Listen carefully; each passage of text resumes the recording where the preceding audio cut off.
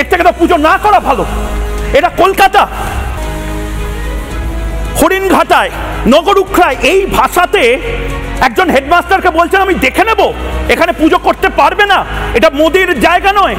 মোদির জায়গা নয় মানে ভারতের প্রধানমন্ত্রীর জায়গা তো সবটা, ভারত তো সবটা।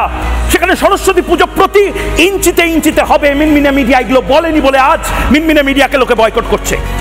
চিত্তরঞ্জন কলেজে সরস্বতী পুজো করতে দেওয়া হচ্ছে না, তা নিয়ে বাধার সম্মুখীন। যোগেশচন্দ্র ল কলেজে থ্রেট দেওয়া হচ্ছে, ধর্ষণের হুমকি দেওয়া হচ্ছে।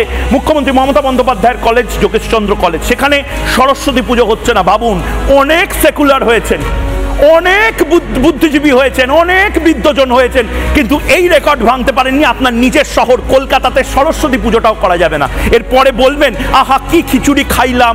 খাবেন, রিফিউজি ক্যাম্পে বসে খাবেন। কারণ আজ এইটাকে আপনি যদি তোল্লা দেন, তোষণ করেন, কাল আপনার অবস্থা হবে কাশ্মীরি পণ্ডিতদের মতন। এবং আমি সিরিয়াসলি বলছি,